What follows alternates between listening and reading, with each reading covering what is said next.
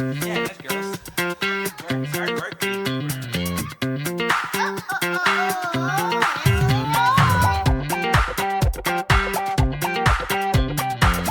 You're listening to the Chartographers.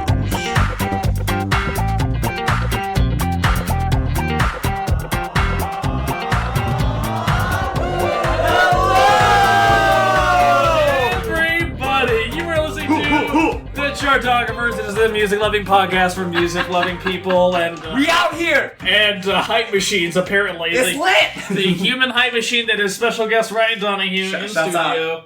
Enjoyed his rap career as a young hungry. Well, there's that meme going around right now of, I was like, your rap name is Young plus the last time that you cried. So, like, Young realizing that my cat is mortal, or like other things. Like, it's been an amazing thread. Or like Young, or like way. Young. I just watched Pixar's Up. You know, it's kind of fantastic. Yeah. When was the last time I cried? Probably during an animated film. Was it Up? Let's be real. Yeah. Was it Up? It wasn't Up. Yeah. What's the last tearjerker we saw? Not Dunkirk. No. Fuck. Definitely didn't cry during. Yeah, Dunkirk. I didn't cry during the Batman Lego movie either. But hey, guys, Arcade Fire. I could have though. Arcade Fire. They're a band. They make music, right? And we just did a ranking podcast where we ranked all of their albums. It was actually an amazing discussion. I'm super fucking stoked we had. I'm super stoked we had young Ryan Save Peso. I occasionally said coherent things. Yeah, exactly. Yeah, that's big for me. You know why it's going to sound amazing later? Together. It's called post-production. It's an incredible thing, and the Arcade Fire uses a lot of it because they like get opulence. Exactly. So hey, listen. Just like that. Yeah, just side like note, that. Arcade Fire featuring Quavo, 2018. Oh No! Don't do that to me. Don't do that to anybody. Come on. So far, they have not collaborated with a rapper, and I'm very happy about that. But guys, listen. Speaking of terrible possible collaborations, And I don't think they ever will now, especially because of how angry Win was. God, about the talking whole about. thing. He's like, I don't rap on everything now. Saying the days of the week is not rap. If No, that's I think rap, it was. He got it was, so mad. Bob He quit, Dylan rap? he Yeah. quit social media. That's how angry he got. Oh, about rapping. For the record, Win Butler is angry about everything and also reads everything you write about him. Make no mistake, he will fucking read it. And then he will rap about the days of the week on his new album. That's what he'll do. Oh, I can't wait for a solo Monday, effort. Tuesday, Wednesday, Thursday. So, listen, but the thing we need to talk about, terrible things in sort of every half hour minute. So, guys, what is the worst Arcade Fire song? Of which I will say, guess what? There are options. There are plenty options of on the options. board, Yeah. and I'm looking at this new album a lot. I mean, chemistry. We got Peter Pan. We got infinite content down there. I want to spread it out because I don't want to hate on everything now too much. I mean, but usually you only pick one. Like, chemistry is a strong contender for me. I might have to go with Flashbulb Eyes because it's a song about does a camera see your soul, but not just about this camera stealing your soul. Does the camera what it do? It's kind of cool in a way, though. You know? Oh no! I'm like, come on, Win. Let's shut up. So there's that. Oh, and by the way, if you ever need a good cathartic moment, print out a picture of angry Win Butler and just tell it to shut up during the course of your workday. It works wonders better than a stress ball.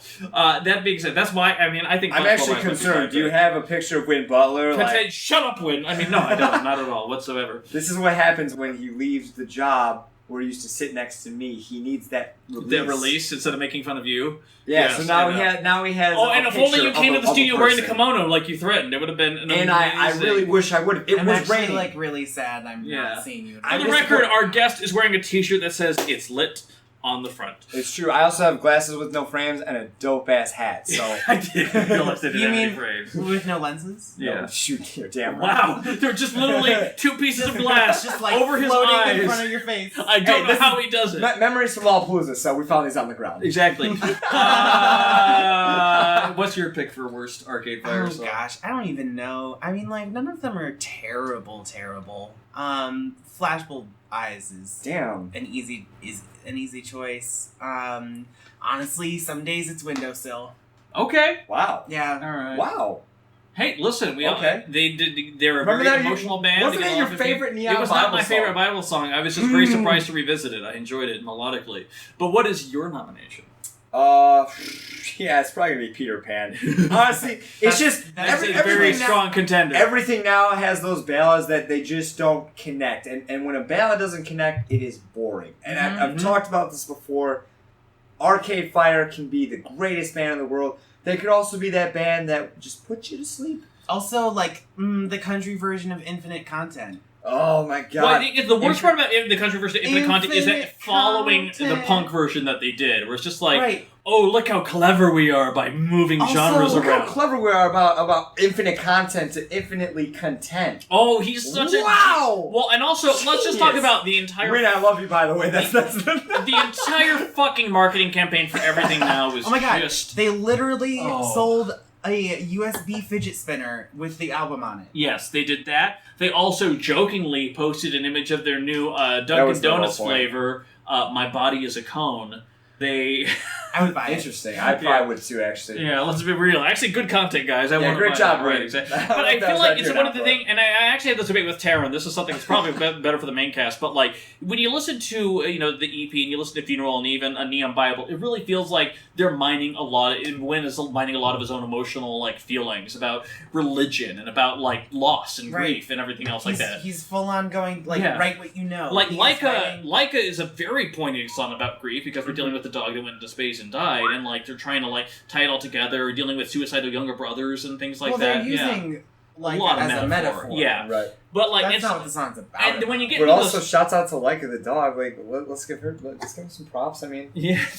I know we're talking about metaphor. What about Leica the actual dog? Like, yeah. Sorry, that is the whole point of our podcast. Leica the actual dog. That's apologies. Your time is now. Yeah, sorry about that. But also the other thing is because when you have the human race. By the time you get to the suburbs, though, because Wynn doesn't really like mind his political feelings and feelings of grief and everything. So for the suburbs, you look back. You look back to growing up in the suburbs and that lost emptiness identity. But after that, though, it's like, okay, what do I write about at this point? Like, he's writing characters, he's a storyteller. We Exist is kind of like about, a young man discovering that he's gay. Like, there's, like, different, interesting character things come out there. What is Reflector, the song, really about? I mean, it's kind of about the band, the Reflectors? Like, they were the band, the Reflectors!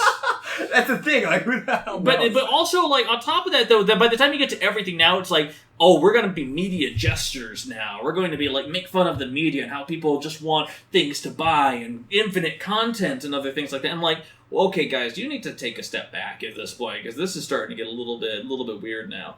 At least that's how I feel about a good majority of it. I mean, it was one of the things where, like, is not so much reflected in the songs as the marketing campaign, but that marketing campaign was annoying as well. It was just so jumbled and all over the place. I think that's the problem I have with everything now and why it really doesn't connect for me.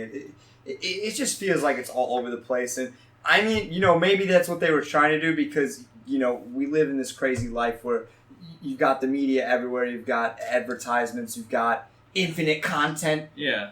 And, not going to be infinitely What's that one fucking song what they actually say about put down your phones, there's a whole world outside, put down your laptops or whatever? I can't remember. I don't remember. And I just was like... kind of blurs together but it's literally at that point of like, oh, you're a crotchety old man shaming millennials now. Cool. Millennials killed the everything now industry. I don't know if you know that. That's its own fucking thing. That being said, though, their last 3 albums, Reflector and The Suburbs and Everything Now, all went to number 1, which is kind of amazing given the fact that they have no radio support whatsoever. Mm-hmm. Like, these songs are basically living off of hype and fans and people that remember Funeral fondly. And that's still a great way to make a gig. I mean, they're still selling out shit altogether. We saw them live. In fact, actually, let's talk about that a little bit, though, because we saw them live at Lollapalooza. Taran and I were a lot closer than Ryan was for that, but still, you got to see Arcade Fire live. They built their reputation off being a live act, and actually in the book Our Noise, the story of Merch Records, I reviewed an early copy of that, and the story about Arcade Fire is fascinating because, like, they sent all these letters. They love Merch Records of all the labels they submitted to. They feel like they're the ones that understand it. And eventually, Mac and Laura, they were just like, okay, listen, guys, we're gonna sign you. That's great. They're like, no, you need to come see our show. And they're like, we're gonna sign you. Calm the fuck down. Were you okay? But they were very insistent that they see them live because they can see what they can do live because they work as a live band especially. And eventually they did, of course, blow the fuck away. And then, weirdly enough, in that label book too, once Funeral really got picked up, there are people that were making it, because it takes 2 weeks to make those albums. They were like laminated and foil covered and all these other things. It took a while to get more copies. And like Touch and Go, the people that were manufacturing, they're like, we'll do 10,000 more. They're like, no, you need to do 50,000. This thing is fucking selling like you would not believe. Like, we can't just keep delaying production like this. With, like, right, because it sold out multiple times. Mm-hmm. Like, literally, you couldn't buy it in stores because they had the complicated cover with the foil on it. Yeah. And so... Yeah, that was its own thing. Also, but that being said, no, seeing them live. We were talking about the live show. Right. Take us back there. I'm going to cut. After the long I legitimately will cut a lot of this out. Like, we got really sidetracked. I know. But their live show, the thing is, we saw them live, and the thing I didn't even necessarily realize, and of course, was this your first time seeing them live, Ryan? So no, I've seen them live at Lollapalooza years ago. Actually, it was off the back of the Suburbs album. Oh, okay. Yeah, so that was the first time, and I mean I probably enjoyed that show a little bit more. Obviously, I was very close. What I'd also say is, obviously, new albums sometimes don't always connect right away. You know, I've kind of talked about that with me and the Suburbs. The Suburbs, you could tell, even Arcade Fire wasn't 100% comfortable playing it, because they must have played, I'm looking at the track list right now for Funeral. Tunnels got played, Like a Power Out, Crown of Love got played, Wake Up, Rebellion. Oh, wow. They played a lot of Neon Pop. Yeah, and this is literally off the back of the Suburbs. So, I mean... You're talking about they're digging the old classics out. Well, absolutely, yeah. And Taran saw them during, I believe, the Reflector tour. Mm-hmm. Yeah, I saw them at the United Center, and I'm pretty sure at that show they also played about half of Funeral. Yeah. And even when we saw them at Lala, they played at least 4 of those songs, right? Yeah, I mean, they closed with Wake Up, because how do you not close with Wake Up? They played Rebellion, they played Tunnels, they played Power Out, so... yeah, boy, seeing them live do Power Out was thrilling, by the way. Yeah, that's a great song, no matter how you do put it together. But yeah, Reflector, my least favorite part of that show was most of the Reflector stuff, because they played a lot of it, as far as I can remember. You know, like, I'm pretty sure they did You Already Know, they did Joan of Arc, they definitely did Eurydice into Orpheus, and then there was a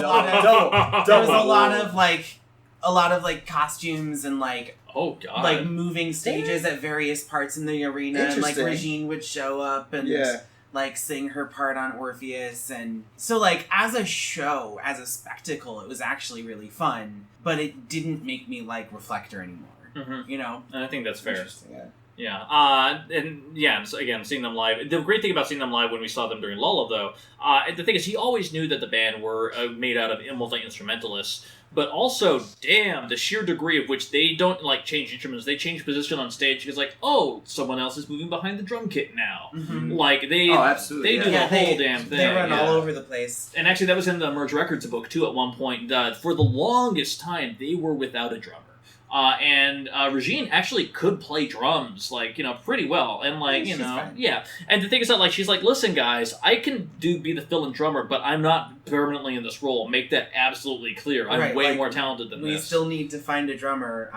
Because she plays such an important role as, like, partial front woman. Yeah. And I also definitely, as a fan, like an early fan, wrote her off a little bit as far as, like, just how much creative input she has. I mean, that was another nice thing about reading that Merge book that you had, was just how much, like, their first day hanging out, they wrote My Heart is an Apple. Like, she really does just as much of a co-creator as Vin is, even though he's clearly the front man. It's his project for the most part, but let's be real, just as vital to it. Yeah. And I think that's awesome. And I feel like, especially on Everything Now, she has a little more of a prominent role, because it's kind of like Kim Deal in the fucking Pixies. Like, when she does a solo song, you pay attention. You know, sometimes that solo song is, you know, Haiti or In the Backseat, or sometimes it's fucking Mountains Beyond Mountains. And, like, it's just like, you get into it. Mountains Beyond Mountains, we didn't spend a lot of time about. That is a song that is essentially a rewrite of Heart of Glass by Blondie, and I'm totally okay with the fact that it's a rewrite of Blondie. It really is. It's solid. It's great. It's fun. It's exciting. It's like accidentally that, though.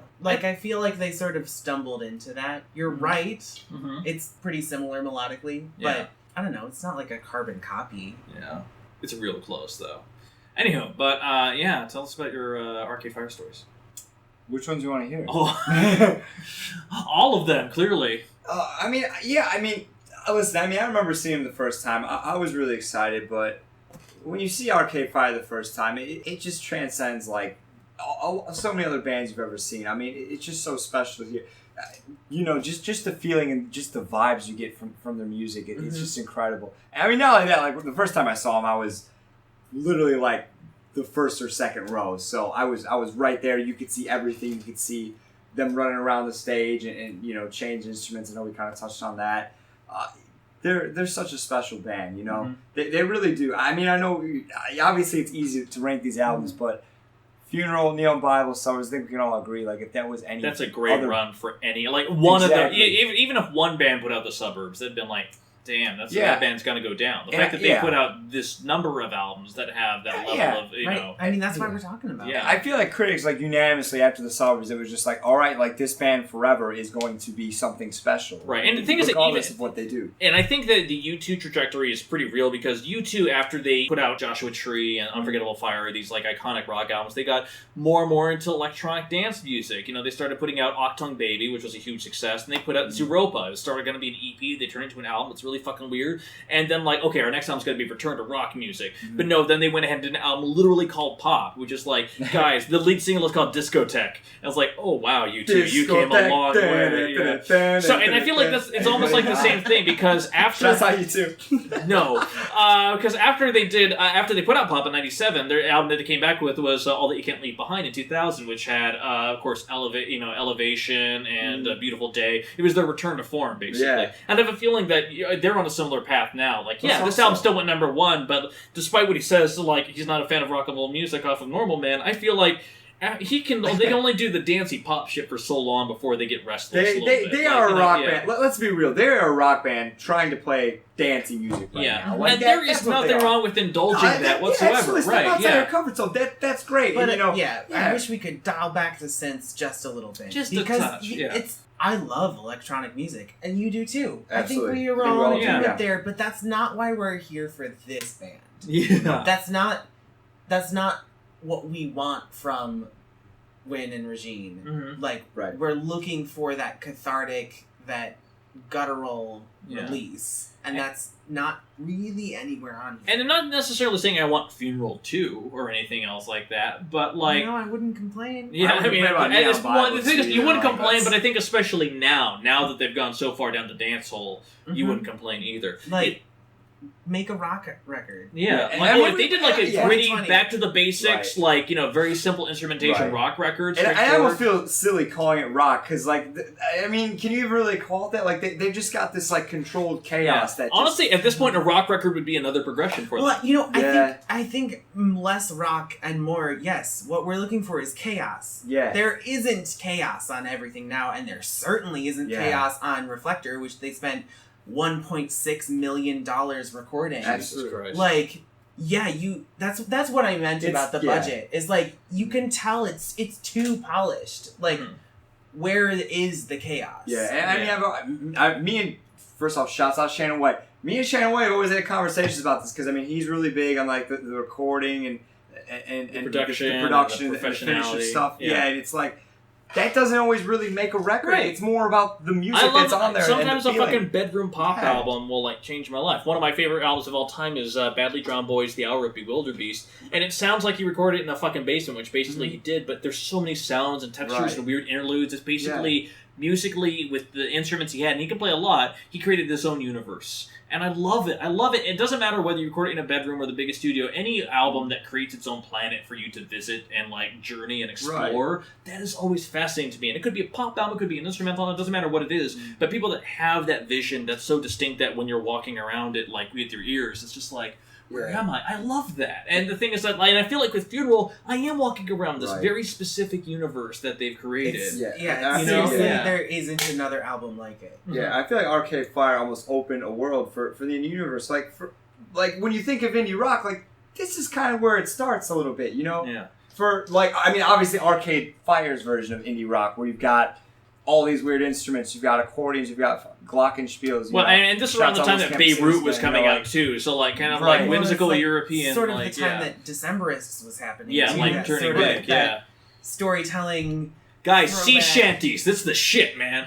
Modest Mouse. But also the weird thing though is that I find that Wynn's view of what popular music is fascinating, because around the time they did the release for Everything Now, they did, of course, as a lot of musicians do, did a BBC One radio session where like you do a new song and you do a cover. That's just like a staple to what they had. And the new song they did was Green Light by Lorde, which was, hey, it's a pretty solid song. They did not do a good version of it. Like, they tried to Arcade Fire that shit, way too much. But then I think about I think it was actually a little bit before Neon Bible came out, when it was a CBC radio session, and they did a cover of Naive Melody, This Must Be the Place by Talking Heads. And it was fucking great. They had steel drums in there, they had nice little violins come in, and it was like, oh shit, like, it was just beautiful. Weirdly enough, I heard that before I heard the Talking Heads version too, so I always had that in my mind. Oh, interesting. Yeah, and so and that's why I was sucked in holy shit, they're fucking doing crazy awesome things. And of course, it is weird though, I can't remember how it came up. Oh, I think it was during our Talking Heads episode, I brought up the trailer for this one Sean Penn movie called This Must Be the Place, where he basically is a coked out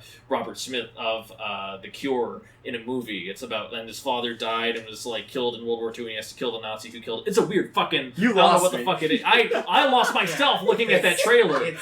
But at one point, there's this little boy talking to Sean Penn, looking like Robert Smith of The Cure, and he's just and he talks about Naive Melody, or This Must Be the Place, and the little kid in this fucking indie movie says I love this song, it's by the Arcade Fire, and Sean Penn says, no son, that's by the Talking Heads. And I'm like, who the fuck even knows this fucking Arcade Fire cover? Has it really become that iconic that it made it into a movie? I don't know, it's just fucking weird, man.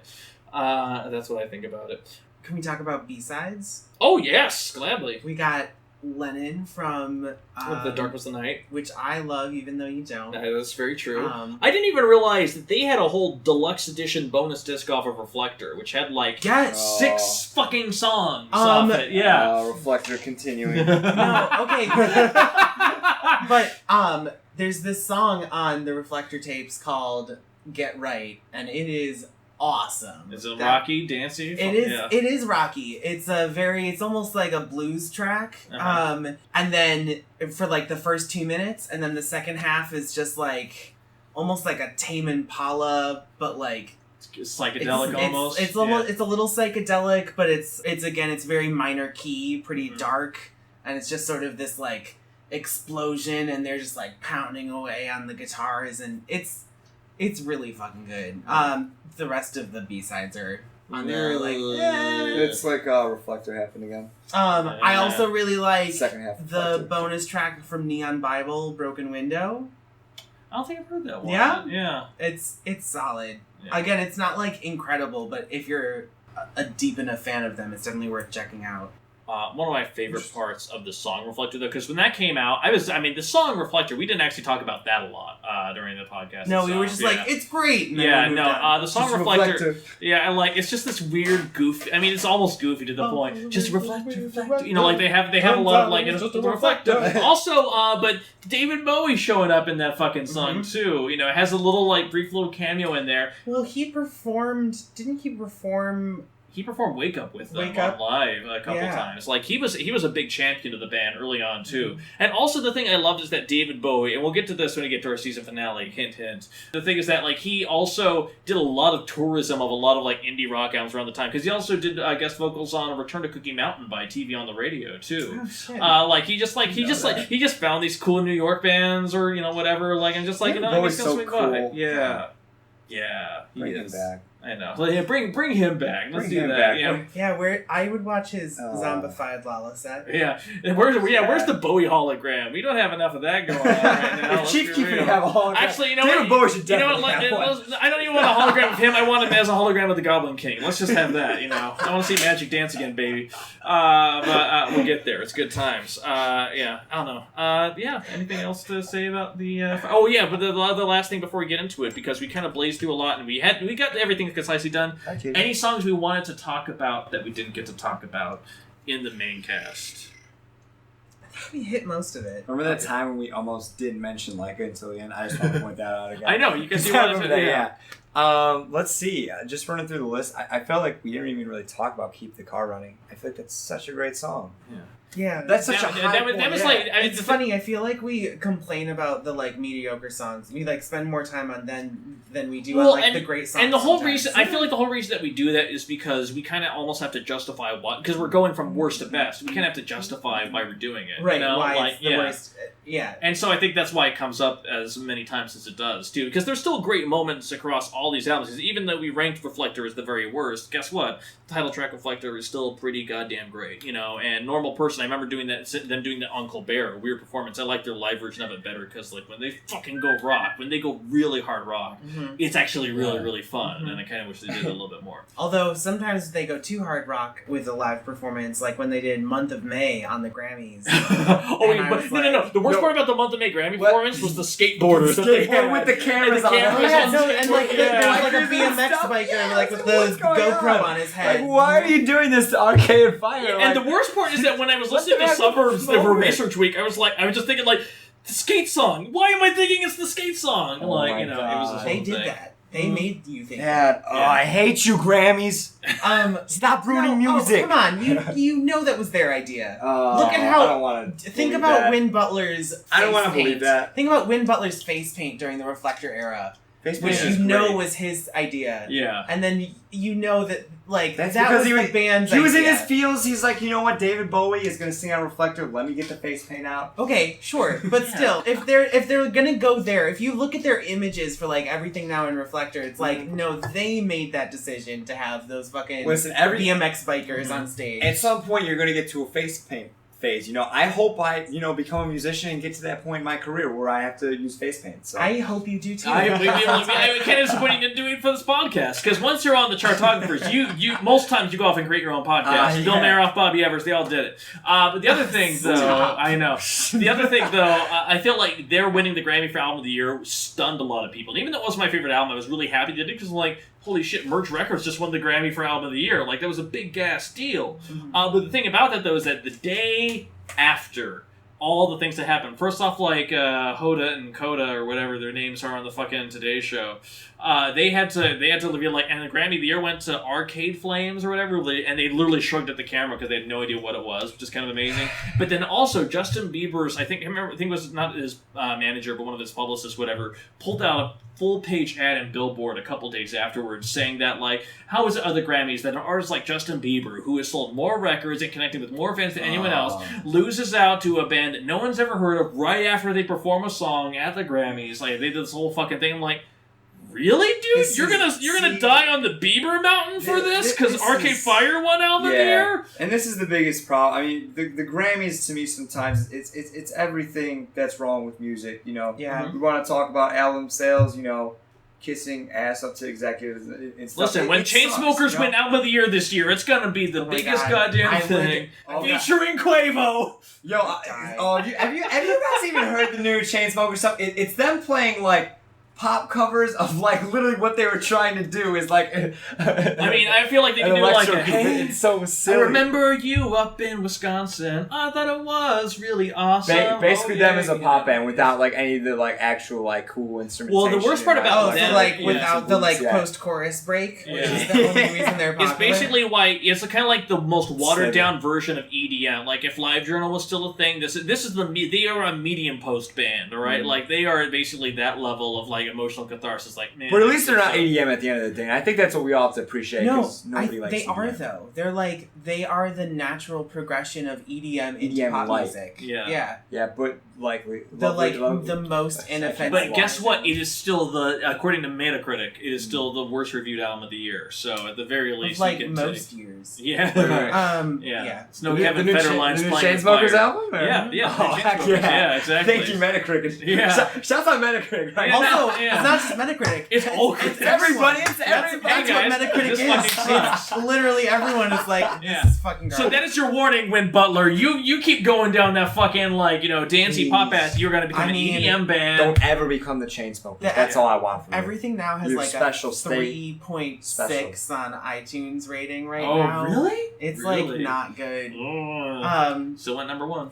I mean, yeah. I bought it. I don't dislike it. It's just not. It's not the same. Exactly. Before we go, yes. I just want to hear everyone's what are your like top 5 favorite artists? Top 3. Let's go top 3. Top 3? Yeah. All right, fine. You really are just going to limit me to top 3? Okay, yeah, 5 will be here all day. That's not true. That's easier. That's easier-ish. This is tough. I just shoot. Oh, okay. Speaking of languages now. I'm gonna say EP No Cars Go, Intervention, depending on the day, Ready to Start. Okay. That's I like that. Yeah.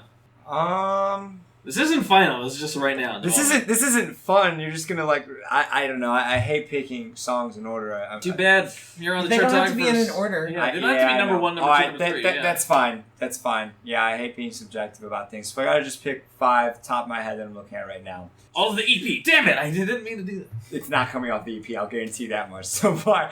In no particular order. Neighborhood Number 1 Tunnels. Keep the Car Running. Intervention. I'm gonna say City with No Children. I know how much you guys love that song. Power Out too. Can't go wrong with that. How can you ever go wrong with that? Taran. Although, Crown of Love. I know. God damn it! Stop reminding me. Crown of Love. Yeah. It's just that song you always like. Yeah, exactly. Always overlook it. I always love it, and I always forget about it too. Yeah. Power Out's my number 1. Yeah. My number 2, surprising myself a little bit, but it's Brawl 2.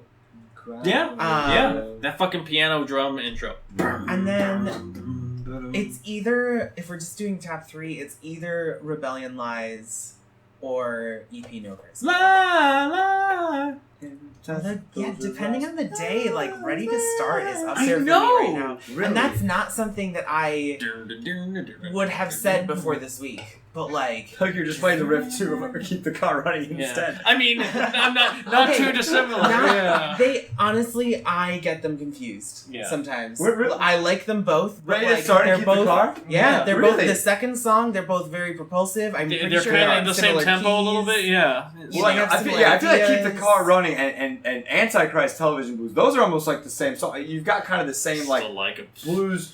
I mean, I love both songs. Yeah. They're both great for different reasons. They did that a couple times, especially this week. Like, But putting them that's in a shuffled playlist. You'd hear some things where you're like, "Oh, these are 4 albums apart, but they're basically the same song." But that's what makes them special. They can keep doing the same things, and they're still simple. But there's enough of a difference where each take is so brilliant in and of itself. You know. And that's why they can. That's why Like you said, even though they are changing their sound, it still never stopped feeling like Arcade Fire. Mm-hmm.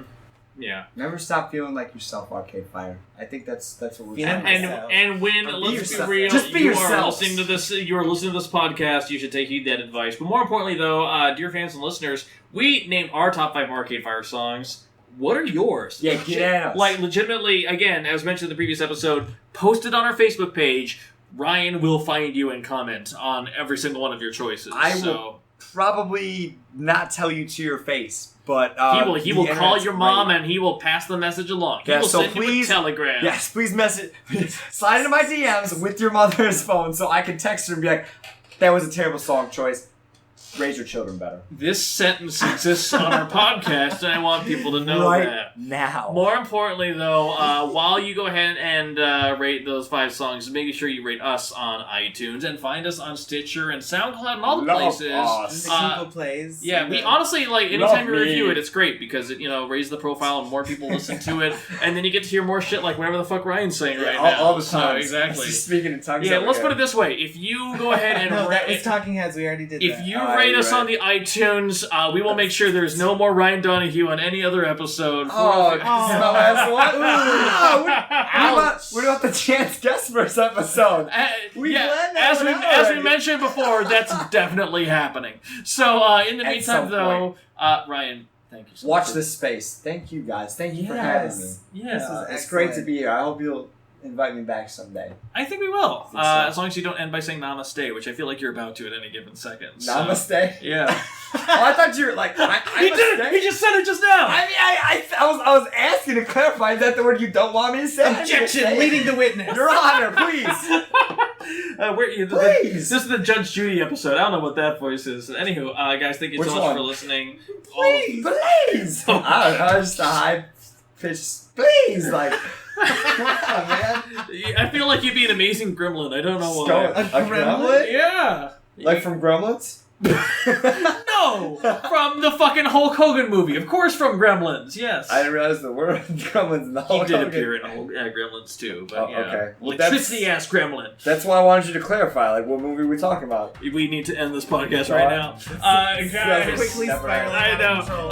Thank you for listening. I mean, genuinely though, the fact you got to this point is incredible. So thank you so much for listening. Keep on listening. You know that we will be. Have a good one. Goodbye. Love you.